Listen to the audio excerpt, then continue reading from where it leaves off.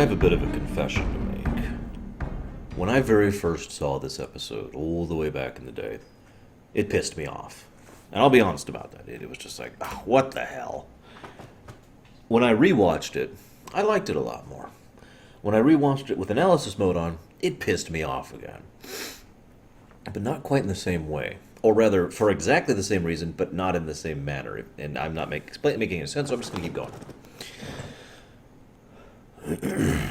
In this episode, Tom Paris gets punished in basically 4 separate ways: reduction of rank, 30 days imprisonment, solitary confinement, and reduced quality of life for all of that duration. All these together. That's what pisses me off. I hate to start on this, because this is my biggest thing I want to talk about in this episode, but really, does anyone else think that seems a little disproportionate to the crime that he committed? Especially given the circumstances? I know. Mitigating circumstances don't count in a court of law. Okay, I'm sorry. I'm acting really disregarding. I've made it clear my points on this matter. I don't agree with the concept of law being absolute.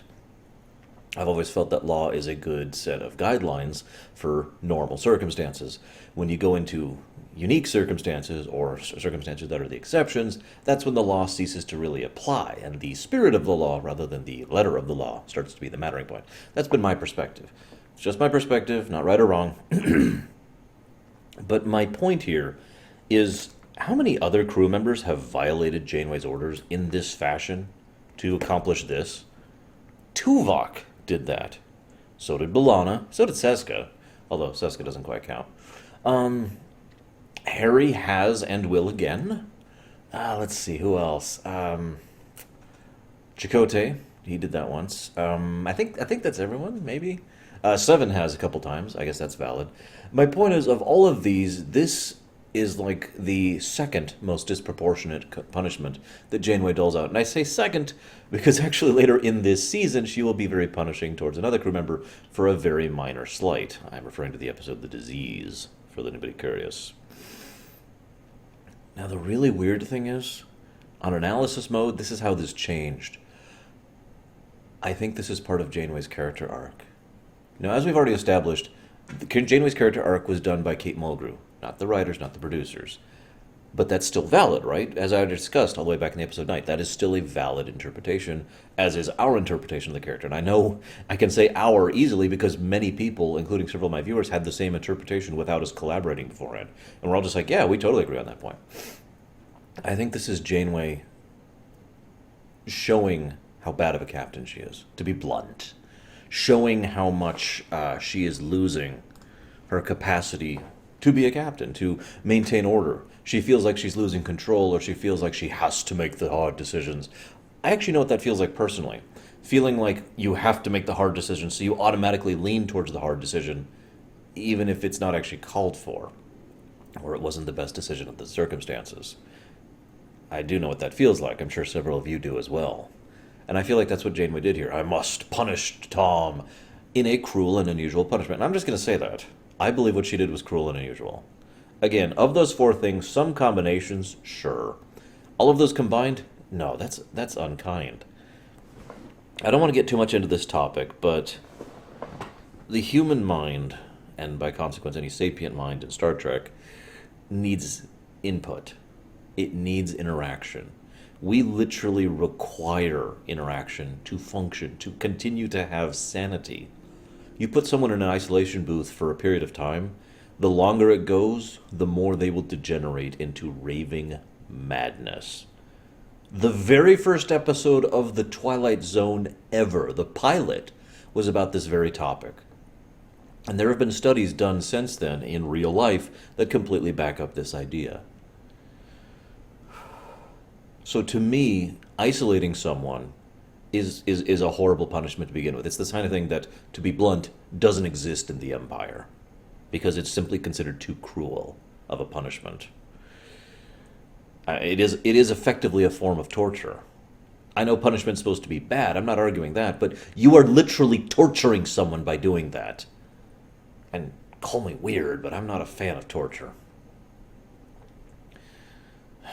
I'm getting upset. Sorry. And she exacerbates it too. Like I said, it's all four. It's not just exacerbates. Yeah, whatever. I don't know how to say that word. Let's go back to my notes. I haven't even got to my notes yet because I just wanted to get that off my chest. Well, the one other thing I want to mention. Why is it you think that Tom was so interested in this, invested in this? The problem is, I believe, and I hate myself for saying this, it was because he was going to be sad at the loss of the ocean. And he loses a lot of sympathy for me for that fact. Now, don't get me wrong. The environment is a beautiful thing. The ocean is a beautiful thing. I don't think the loss of such a thing is worth the extremity of the actions he took. You know what I would have done it for? The people. Those people's way of life is probably going to be destroyed by the loss of that bubble of ocean. Those people's way of lives may literally be destroyed. They may literally lose their lives at the lack of cohesion. They may lack the ability to adapt properly. They may find themselves roaming travelers again and not capable of making ends meet because they're so mired in their ways. We see a lot of this traditionalist mindset in these people while we're seeing them, even amongst the scientists.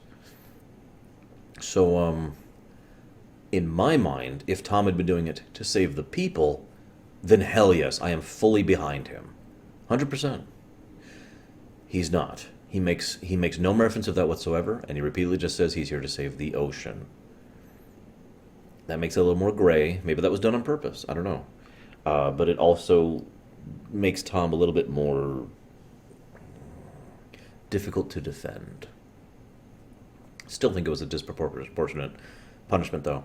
The interesting thing about this episode is the original storyline was just the ocean drama. They added the framing device of the 30 days to pad it out because they were almost 10 minutes short. Now, an episode running short is actually pretty common. In fact, it's more or less the norm. But 10 minutes is a huge chunk. And a lot of that is because the visual effects and graphics for the underwater sequences were pretty damned expensive and costly in both time and money in order to make. So they, by the way, they were actually nominated for an Emmy for the effects in this episode, and it kind of shows they did some really good work with the water thing. But yeah, so they were shy, and they're like, okay, well, why don't we have these things with Tom in the brig over the course of the 30 days?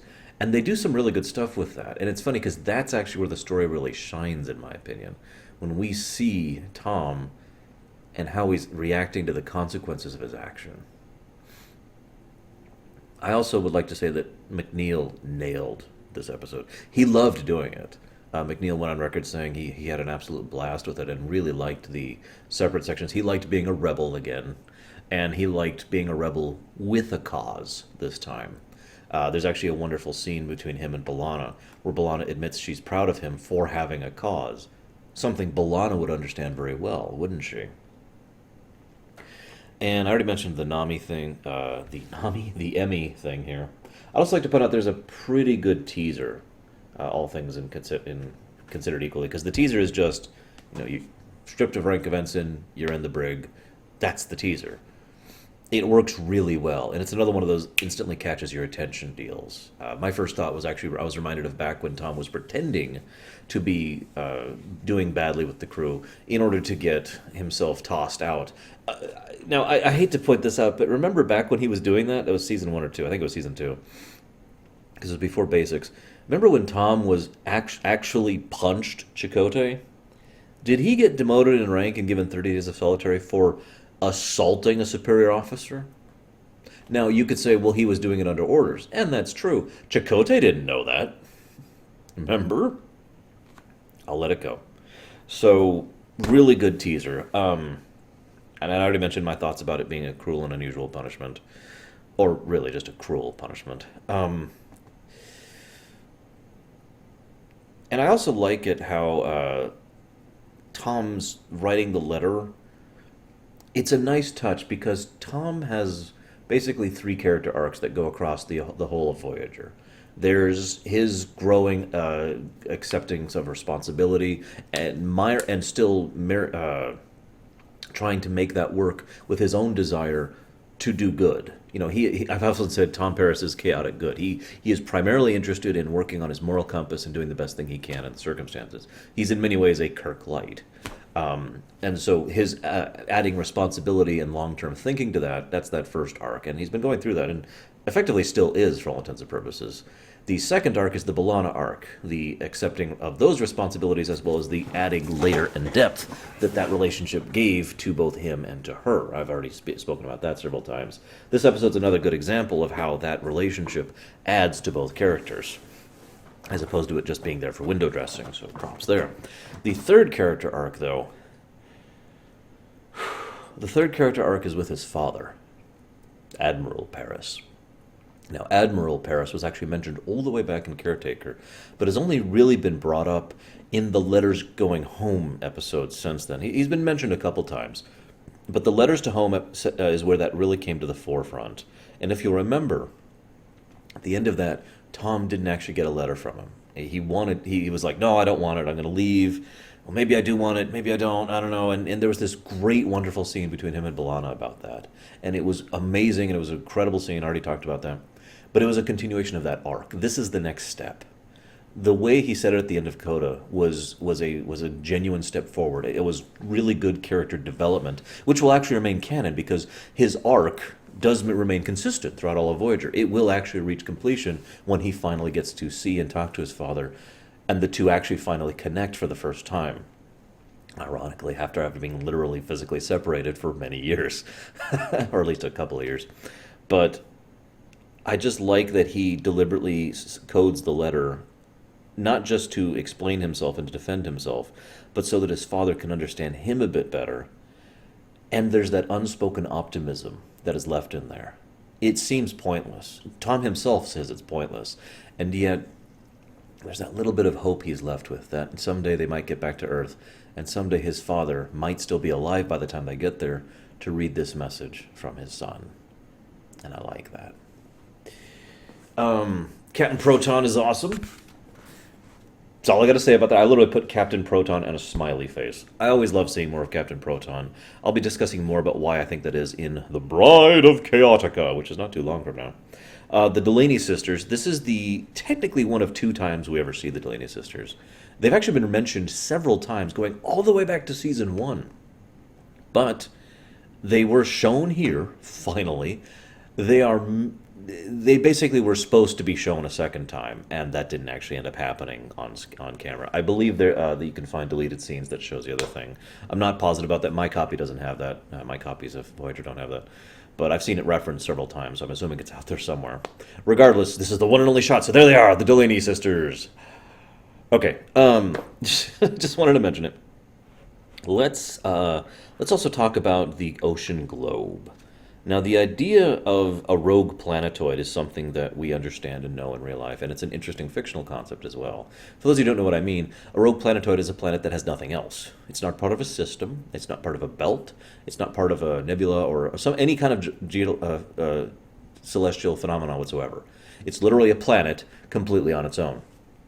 And the idea of a rogue planetoid that can support life is actually feasible. It would just be very, very different from most kinds of life that we understand and accept. Something that Enterprise completely failed at, but I don't want to rag on Enterprise here. So the idea of a rogue ocean is admittedly fascinating to me. The idea that it could have naturally formed is unlikely, but still plausible enough to just engage the imagination, and because it's a fascinating idea. I don't even know how to explain it. It's got that cool factor, like so many natural phenomenon do, both celestial and terrestrial. And it's just, oh my god, I can't believe that's actually a thing. That's so beautiful. And I'm totally with him on that. Admittedly, I have a bit of romanticism on the sea myself, which brings me to my next topic.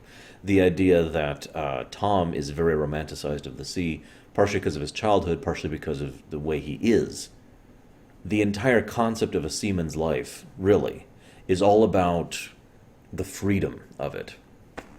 You go out and you make things work by the sweat of your back and the sweat of your brows and the work of your arms, and you pull the ship together and you work it through the thing. It's work. It is hard work being a sailor. Really hard work. I'm literally physically incapable of doing that kind of work at this point in my life. But it's the kind of thing that you still understand the appeal of. Because, I mean, for all that hard, wonderful, arduous work, you get up there and you just stare at the horizon and there's the spray of the sea in your face and the wind rushing through your hair, or lack of hair as the case may be. And it's just a thing. It's the romanticism of it. And even in real life, even if you're actually doing it, there is still a lot of appeal to it. Just like with, for example, mountain climbing, which is something I've actually done a fair amount of back before the accident. So, you get that, right? So I'm totally with Tom on the romanticization of the ocean, of the water, and yeah. It's funny, though, because he's actually, he really does do the Jules Verne thing, because he doesn't go on the ocean, he goes into the ocean. He's a submersible. By the way, props to the writers. The Delta Flyer was specifically crafted. They mentioned it. They were mentioned they were going to make it. Then they specifically crafted to go into a place that has high pressure problems, a gas giant. The next place it's really used at significantly here is when they're going into an ocean with lots of pressure. So a nice little callback there, and it works surprisingly well. What does not work surprisingly well is the damned eel. I was the whole time I was seeing that thing swim through the waters and attack them, I was reminded of Episode 1. Star Wars, Episode 1, The Phantom Menace, when they're going through the planet, which is a whole other level stupid I don't want to talk about right now. And this big old eel thing's going on, raw, menacing you. And what I remember most about that scene is how it had a complete absence of tension.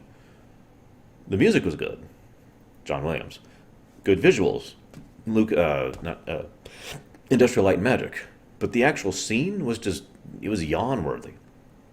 That's how I felt here, too. It's like, okay, there's a giant eel and it's attacking them. Okay, wake me when they're done. I'm sorry, I'm exaggerating a bit, but that is basically how I felt. There was no energy in the scene whatsoever, ironically. Now, that being said, one thing I really like is the artificial nature of the water globe, which, admittedly, while a water globe being a natural phenomenon is fascinating, it being an artificial phenomenon is actually more interesting to me. I don't really know how to explain why. The idea that there's a species out there that would want to create a globe, a sphere of water in space and keep it contained, and all the aspects of making that function as a habitat is fascinating to me. It strikes me as a very unique form of terraforming. In actual fact, the thing I was most reminded of when they kept describing the race that sucked all the oceans and all the life forms and all that into this thing over 200 years was the Takan. You remember them? No, well, I don't blame you. The Takan are one of the one of the three ancient races of Star Trek. The other ones being the Iconians and I forget their names, the precursors, basically, the guys who made everyone humanoid. And that just kind of sounds like right up their alley. The kind of thing they would do basically just to see if they could do it. And that's cool. It might not have real big function. It might have been just done for scientific curiosity. It might have been done as an art thing. Who knows? I just like the concept. Shrug. Feel free to share with me how much you hate, or indeed love the concept, or other concepts of why you think they might have done that. Now, one of the things I find ironic is the Doctor, when he comes to visit Tom, is extremely unhelpful, uncaring, and unsympathetic. I find that odd, since I figured of all people on the Voyager crew, the one person who could understand what it's like being stuck in a room all day, every day, not being able to leave for long, long periods of time, I think the Doctor would be the one who would actually understand and sympathize with that. But no, he's just like, bye. That irritated me a little bit. But one thing I liked about that, it was a good Lower Decks perspective. As I'll talk about whenever we get to the TNG episode, the Lower Decks, the great thing about that episode was it was a completely normal TNG episode, just we didn't get to see all the things we normally do. So we had literally tiny bits and pieces of the picture. So imagine what's going through Tom's head, someone who's used to being on the bridge, or one of the officers, regardless, and immediately going to the bridge, and knowing everything that's going on. Again, that interaction, that input thing that humans are used to, and having none of that, just the ship's shaking. And he bonks his head on a bulkhead, and that's it. That's all he's got. That's how it feels to most crew members, I imagine, whenever the Voyager ship gets rocked around by an anomaly or an alien encounter or God knows what, because there's plenty. And I like the idea that the crew has just kind of gotten used to that, because I imagine it's like that everywhere, especially on Voyager, which is out in the frontier. But other ships, even normal ships, probably people down below are not really used to, or rather are very used to the idea of the ship just suddenly shaking or suddenly becoming under attack, and they run to their station and they do what they can, and then they learn through the rumor mill what the hell happened later, right? And that information might not even be accurate, because it's called a rumor mill for a reason. Grind the information down until it's a nice little powder. Now, one of the other things I like about this episode is they make it unclear if it is traditionalism or bureaucracy, politics basically, that are preventing them from acting on this information immediately. And this is a nice touch. They make it unclear if the aliens are going to act immediately or are going to act at all. And we never find out. Voyager leaves. We have no idea what happened to these people or what happened to this ocean. Did they adapt? Did they lower their mining policies? Did they find a new way to gain more oxygen? We have no idea. All we know is that we gave them our recommendations and the information, and then we left, right after nearly terrorizing them by sabotaging one of their things. That's it. That's all we've got. I mention this, though, because, as I said before, I would have liked it better if Tom had been doing it for the people rather than the ocean, so I can't sympathize with him more. But I feel like that's a negative thing for the plot. What I feel is a positive thing for pushing it into the gray, because the previous thing pushes it into the gray too, but I feel a positive way to push it into the gray is this perspective. We don't know if they're actually obstinate. They're portrayed as if they are, but we don't actually know. His first thought might have been for his career, as we saw, but that might not have been his final thought, and we don't know how the actual council is going to react to that. There are several different possibilities of how this could work out, right? One of the other interesting things is the unusual amount of the non-tension and yet a weird form of tension in the finale. Janeway made the comment that she would have destroyed Tom in order to salvage the situation. I don't believe that for a second. As I mentioned earlier, Janeway's like hard choices. Yeah, sure, that's fine. Janeway, you just spent the last episode doing extremely morally questionable things and ethically unsound things, and pissing off your staff to save one of their lives. Remember that?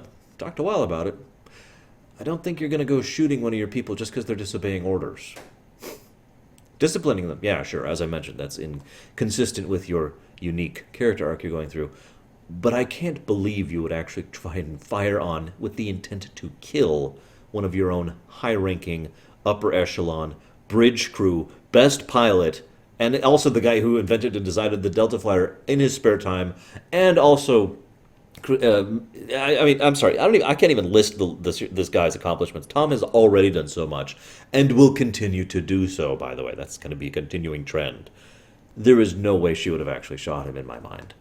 But the weird thing is that the scene was shot well enough and played well enough that there was a lot of tension, and Janeway, the way she was being portrayed by Kate Mulgrew, was clearly just very tense, literally tense, and very torn up about the action she was about to take.